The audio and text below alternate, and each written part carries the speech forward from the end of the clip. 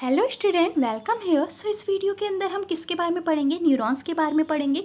क्या क्या डिस्कस करना है हमें इस वीडियो के अंदर, पहले मैं आपको वो बता देती हूँ। सबसे पहले हम पढ़ेंगे कि न्यूरॉन है क्या, देन न्यूरॉन का स्ट्रक्चर कैसा होता है, थर्ड न्यूरॉन कितने टाइप्स की होती हैं, एंड फोर्थ फंक्शन क्या है न्यूरॉन का। इसके अलावा एक और इम्पॉर्टेंट क्वेश्चन हम डिस्कस करेंगे कि क्या न्यूरॉन सभी लिविंग ऑर्गेनिज्म के अंदर प्रेजेंट होती हैं। तो ये 5 क्वेश्चंस हैं जो कि विद इन 15 मिनट्स मैं डिस्कस करूँगी इस वीडियो के अंदर। और अब इससे रिलेटेड कोई भी आपका जो कॉम्पिटेटिव एग्जाम के अंदर न्यूरॉन से रिलेटेड कोई भी क्वेश्चन आएगा तो आप बहुत ईजिली सॉल्व कर पाओगे। तो स्टार्ट करते हैं पहले क्वेश्चन से कि क्या है न्यूरॉन, व्हाट इज़ न्यूरॉन। तो अब मैं आपको जैसे जैसे बताऊंगी आपको उसे पॉइंट में नोट करते जाना है अपनी कॉपी के अंदर। तो सबसे पहले हेडिंग डाल लो न्यूरॉन। तो न्यूरॉन का अनदर नेम क्या है? नर्व सेल, यानी कि हम न्यूरॉन को और क्या बोलते हैं? नर्व सेल बोलते हैं। इसके बाद आपको क्या लिखना है कि न्यूरॉन हमारी कैसी होती है? माइक्रोस्कोपिक, यानी कि माइक्रोस्कोप की हेल्प से हम न्यूरॉन्स को देख सकते हैं। थर्ड, न्यूरॉन हमारा बिल्डिंग ब्लॉक है किसका? नर्वस सिस्टम का, ब्रेन का। यानी कि जो हमारा नर्वस सिस्टम है, ब्रेन है, ये किससे मिल करके बना हुआ है? न्यूरॉन से मिल करके बना हुआ है। इतना क्लियर हो गया। अब अपने वो इंपॉर्टेंट क्वेश्चन पे चलते हैं कि क्या न्यूरॉन सभी लिविंग ऑर्गेनिज्म के अंदर प्रेजेंट होता है? तो नहीं, लिविंग सभी जो हमारा न्यूरॉन है सभी लिविंग ऑर्गेनिज्म के अंदर नहीं प्रेजेंट होता है। फॉर एग्जाम्पल जैसे प्लांट हैं, फंगी हैं, इनके अंदर न्यूरॉन नहीं प्रेजेंट होता। तो आपको ये नोट कर लेना है कि neuron is absent in plant and fungi. ठीक है, तो अगर ऐसे भी क्वेश्चन आ जाए कि क्या न्यूरॉन सभी लिविंग ऑर्गेनिज्म के अंदर प्रेजेंट होता है, तो आपको ध्यान रखना है कि सभी के अंदर नहीं प्रेजेंट होता है, प्लांट और फंगी के अंदर ये एब्सेंट होता है। इतना क्लियर हो गया। अब हमें क्या डिस्कस करना है कि न्यूरॉन का स्ट्रक्चर कैसा होता है। तो जो न्यूरॉन का स्ट्रक्चर है इसे हम 3 पार्ट के अंदर पढ़ते हैं। सबसे पहले हम ये पढ़ेंगे डेंड्राइट्स के बारे में। ठीक है, इसे नोट करो, डेंड्राइट्स। उसके बाद हम किसके बारे में पढ़ेंगे? सेल बॉडी के बारे में। And the third one is axon. ठीक है, तो ये 3 पॉइंट्स हमारे को स्ट्रक्चर्स के अंदर पढ़ने होते हैं। स्टार्ट करते हैं हमारे डेंड्राइट्स से।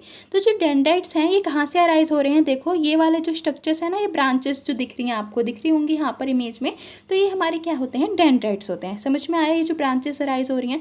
अब ये ब्रांचेस कहाँ से अराइज हो रही हैं ये आपको देखते ही समझ में आ रहा होगा कि ये ब्रांचेस हमारी सेल बॉडी से अराइज हो रही हैं। तो आपको ये लर्न करने की भी जरूरत नहीं है, आपको देखते ही समझ में आ गया कि डेंड्राइट्स हमारे ब्रांच स्ट्रक्चर होते हैं जो कि सेल बॉडी से अराइज होते हैं। पहला पॉइंट तो ये हो गया। सेकेंड, अब ये डेंड्राइट्स तो समझ में आ गए कि ये न्यूरॉन के अंदर प्रेजेंट है, इनका कुछ कुछ रोल होगा तभी तो ये न्यूरॉन के अंदर है। तो इनका रोल क्या है? इनका रोल क्या होता है? इंफॉर्मेशन को लेकर के आना, यानी कि दूसरी न्यूरॉन से इंफॉर्मेशन को लेकर के आना विद इन सेल बॉडी। ये किसकी हेल्प से हो पाता है? हमारा डेंड्राइट्स की हेल्प से हो पाता है। तो ये क्या करते हैं? शॉर्ट ब्रांचेस जो कि सेल बॉडी से अराइज हो रही हैं, ये इंफॉर्मेशंस को लेकर के आते हैं from another neuron into the cell body. इतना बात क्लियर हो गई। अब हम बात करते हैं सेल बॉडी के बारे में कि ये जो सेल बॉडी है यहाँ पर न्यूरॉन के अंदर, ये क्या है। तो जैसे हर एक सेल के अंदर सेंटर में साइटोप्लाज्म प्रेजेंट होता है, इसी तरीके से हमारी ये जो न्यूरॉन है यहाँ पर क्या प्रेजेंट है? इस पे भी क्या प्रेजेंट है? Cell body. और इसमें भी क्या प्रेजेंट होता है? साइटोप्लाज्म। तो यहाँ पे आप ये जो देख रहे हो ये सारा हमारा क्या है? साइटोप्लाज्म। जैसे एक सेल, इसे आप ऐसे रिलेट करके पढ़ो, जैसे एक सेल के अंदर साइटोप्लाज्म प्रेजेंट होता है, इसी तरीके से सेल बॉडी के भी अंदर क्या प्रेजेंट होता है? हमारा साइटोप्लाज्म प्रेजेंट होता है। अब इन साइटोप्लाज्म के अंदर क्या प्रेजेंट होते हैं? सेल ऑर्गेनेल्स प्रेजेंट होते हैं। तो इसी तरीके से सेल बॉडी के अंदर भी यहाँ पे भी साइटोप्लाज्म है, तो यहाँ पर भी हमारे जैसे माइटोकॉन्ड्रिया हो गया, एंडोप्लाज्मिक रेटिकुलम हो गया, इस तरीके के सेल ऑर्गेनेल्स प्रेजेंट होते हैं। इतना क्लियर हुआ। इसके अलावा हम यहाँ पे देख रहा है आपको बहुत अच्छे से कि जो सेल बॉडी है यहाँ पर, इसके अंदर और क्या प्रेजेंट है? न्यूक्लियस प्रेजेंट है। इतनी बात क्लियर हो गई कि सेल बॉडी क्या है हमारी। सेल बॉडी से डेंड्राइट्स अराइज होते हैं, सेल बॉडी के अंदर साइटोप्लाज्म प्रेजेंट है जिसके अंदर सेल ऑर्गेनेल्स प्रेजेंट होते हैं, और न्यूक्लियस भी हमारा सेल बॉडी के अंदर प्रेजेंट होता है। अब हमारा third structure that is axon, यानी कि जो थर्ड पार्ट है हमारा न्यूरॉन के स्ट्रक्चर में जो हमें डिस्कस करना है दैट इज एक्सॉन। तो जो एक्सॉन है ये भी हमारा कहाँ से अराइज हो रहा है? ये हमारा कहाँ से अराइज हो रहा है? सेल बॉडी से। तो जो सेल बॉडी है ये किसके अंदर कंटिन्यू हो रही है? Long fibre. यहाँ पे आप ये देख सकते हो, ये लंबा सा ये जो फाइबर जा रहा है येलो कलर का, ये हमारा क्या है? एक्सॉन। ठीक है, तो ये एक्सॉन है, लॉन्ग फाइबर हमारा स्ट्रक्चर है। और जो एक्सॉन है ये नीचे की साइड पे, यहाँ पे आप देखो नीचे की साइड पे क्या होता है? हो जाता है ब्रांच हो जाता है। तो नीचे वाली ये जो साइड है इसे हम क्या बोलते हैं? Distal end. तो डिस्टल एंड पे हमारा ये जो एक्सॉन है ये ब्रांच हो जाता है, इस तरीके से डिवाइडेड हो जाता है किस में? साइनेप्टिक नोब में। ठीक है, तो ये आपको ध्यान रखना है। साइनेप्टिक नोब्स हमारे कहाँ पे प्रेजेंट होते हैं, एक्सॉन की टर्मिनल वाली साइड पे प्रेजेंट होते हैं। और इन साइनेप्टिक नोब्स के अंदर क्या प्रेजेंट होती हैं, साइनेप्टिक वेसिकल्स। फॉर एग्जांपल देखो इस तरीके से होता है, ये साइनेप्टिक नोब है। इस साइनेप्टिक नोब्स के अंदर हमारी साइनेप्टिक वेसिकल्स प्रेजेंट होती हैं और इन साइनेप्टिक वेसिकल्स के अंदर क्या प्रेजेंट होते हैं, न्यूरोट्रांसमीटर। क्या प्रेजेंट होते हैं, एक बार मैं और बता रही हूँ, न्यूरोट्रांसमीटर, इन्हें नोट कर लेना। साइनेप्टिक नोब्स के अंदर साइनेप्टिक वेसिकल्स और साइनेप्टिक वेसिकल्स के अंदर न्यूरोट्रांसमीटर। अब ये न्यूरोट्रांसमीटर का फंक्शन क्या है, ये इन्फॉर्मेशंस को ट्रांसफ़र करने में हेल्प करते हैं। इतनी बात क्लियर हो गई।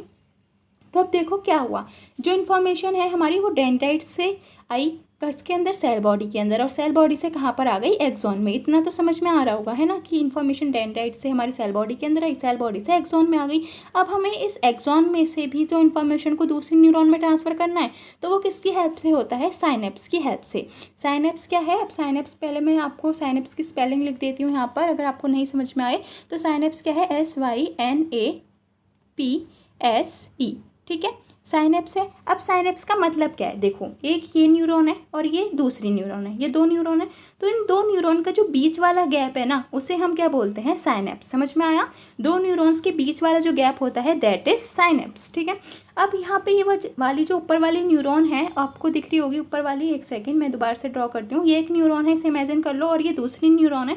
इन दोनों के बीच वाला जो गैप है उसे हम क्या बोल रहे हैं, साइनेप्स। तो ये जो ऊपर वाली न्यूरॉन है इसके नीचे वाले साइड पे क्या प्रेजेंट होगा, एक्सॉन प्रेजेंट है। अभी भी हमने पढ़ा कि यहाँ पे क्या होता है, एक्सॉन, और एक्सॉन के नीचे एक्सॉन टर्मिनल्स प्रेजेंट होते हैं, ठीक है। और यहाँ पर ये जो दूसरी न्यूरॉन है यहाँ पर क्या प्रेजेंट होंगे, डेंड्राइट्स प्रेजेंट होंगे। तो जो साइनेप्स है ये हमारा क्या है, दोनों न्यूरॉन्स के बीच का जंक्शन है। ऊपर वाले न्यूरॉन्स के किसके कांटेक्ट में है, ये एक्सॉन टर्मिनल के कांटेक्ट में, और दूसरी नीचे वाले डेंड्राइट्स के कांटेक्ट में है। इतना क्लियर हो गया। तो एक्सॉन जो है हमारी ट्रांसमिट करता है नर्व इम्पल्स को away from the cell body to the synapse और द न्यूरोमस्कुलर जंक्शन। इस साइनेप्स को हम और क्या बोलते हैं, न्यूरोमस्कुलर जंक्शन। तो आपसे ये क्वेश्चन आ जाता है कि न्यूरोमस्कुलर जंक्शन का अनदर नेम बताओ, तो वो क्या है, साइनेप्स है।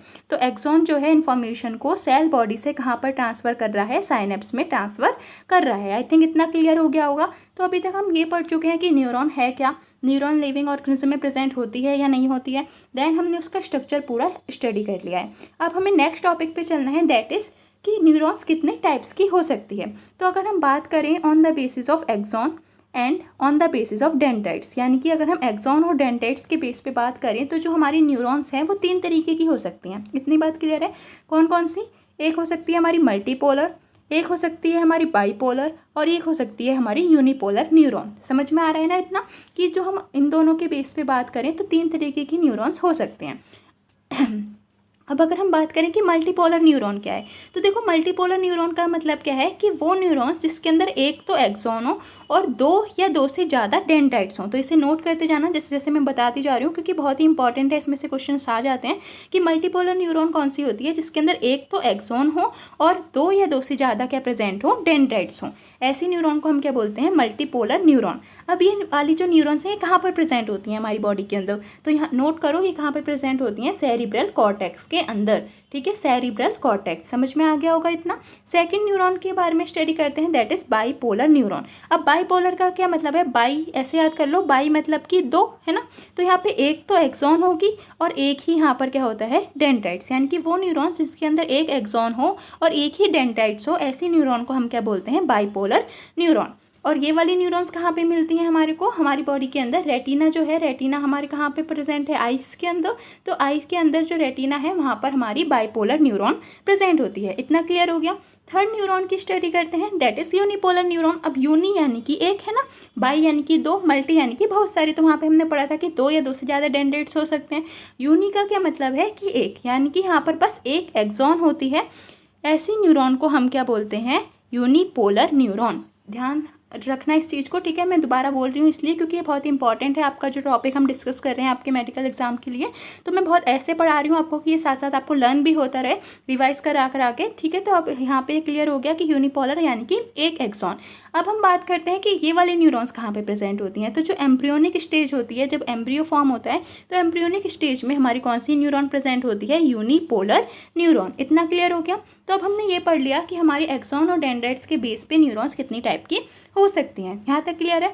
अब अगर हम ये बोलें कि जो हमारा एक्सॉन है, एक्सॉन भी हमारा दो तरीके का हो सकता है। एक्सॉन दो तरीके का हो सकता है। अब देखो इसका क्या मतलब है, यहाँ पे मैं इसे जो एक्सॉन है वो टू टाइप का कैसे हो सकता है, यहाँ पे आपको नोट करना है। एक माइलिनेटेड हो सकता है और एक नॉन माइलिनेटेड, ठीक है। अब माइलिनेटेड और नॉन माइलिनेटेड का क्या मतलब है, वो एक्सॉन्स जहाँ पर हमारी शिवॉन सेल्स प्रेजेंट होती हैं और शिवॉन सेल हमारी किससे एनवलप होती हैं, माइलिन शीट से। तो वहाँ पे हमारी कैसी होती है, माइलिनेटेड नर्व फाइबर, यानी कि यहाँ पे आप इसे ऐसे देख सकते हो। तो जो हमारा माइलिनेटेड नर्व फाइबर है वो किससे एनवलप है, हमारी शिवॉन सेल से। यहाँ पे आपको दिख रही है शिवॉन सेल, और ये जो शिवॉन सेल है ये क्या करती हैं, माइलिन शीट की फॉर्मेशन करती हैं हमारी माइलिनेटेड नर्व फाइबर्स के अंदर। तो शिवॉन सेल का रोल क्या है, ये माइलिन शीट की फॉर्मेशन करती हैं अराउंड द एक्सॉन। अब एक माइलिन शीट और दूसरी माइलिन शीट, जैसे कि यहाँ पे आप देखो ये एक माइलिन शीट है हमारी और ये दूसरी माइलिन शीट है।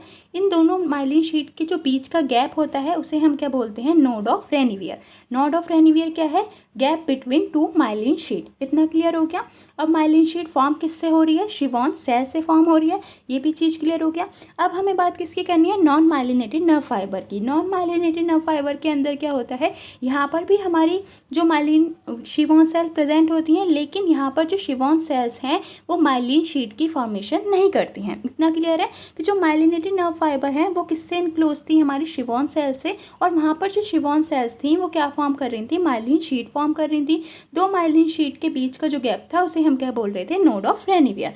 पर जो हमारी नॉन माइलिनेटेड नर्व फाइबर्स होते हैं वहाँ पर भी हमारी शिवॉन सेल हैं, लेकिन वहाँ पर जो शिवॉन सेल्स हैं वो माइलिन शीट की फॉर्मेशन नहीं करती। इतनी क्लियर है। अब जो हमारी माइलिनेटेड नर्व फाइबर्स हैं ये कहाँ पे प्रेजेंट होती हैं, ये हमारी प्रेजेंट होती हैं क्रेनियल नर्व्स के अंदर और स्पाइनल नर्व्स के अंदर। तो इसे नोट कर लो, जो माइलिन शीट है ये हमारी माइलिनेटेड नर्व फाइबर्स हैं। Myelinated nerve fibres are present in spinal and cranial nerves. और जो नॉन माइलिनेटेड नर्व फाइबर्स हैं वो कहाँ पे प्रेजेंट होती हैं, हमारी ऑटोनोमस और सोमैटिक नर्वस सिस्टम के अंदर।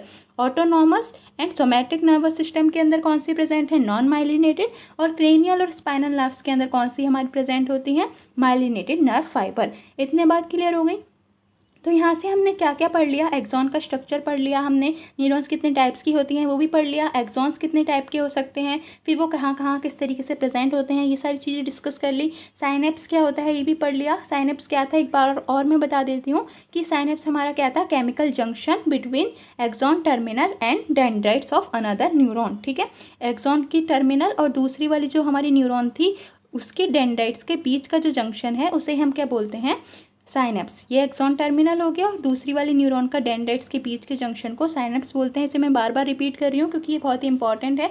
बच्चों को काफ़ी बार साइनेप्स का मतलब क्लियर नहीं होता है, तो यहाँ से आई थिंक आपको क्लियर हो गया होगा। और फंक्शन क्या है न्यूरॉन्स का ये भी क्लियर हो गया होगा कि इन्फॉर्मेशन को ट्रांसमिट करने का रोल जो है हमारा फंक्शन हमारी बॉडी के अंदर वो किसका हेल्प से होता है, न्यूरॉन्स की हेल्प से होता है। तो यहाँ पे हमारी ये वीडियो एंड होती है। अगर आपको ये वीडियो अच्छी लगी है, पसंद आई है, तो आप इसे अपने फ्रेंड्स के साथ शेयर कर सकते हो एंड चैनल को सब्सक्राइब कर सकते हो and for more such videos and thank you and bye bye.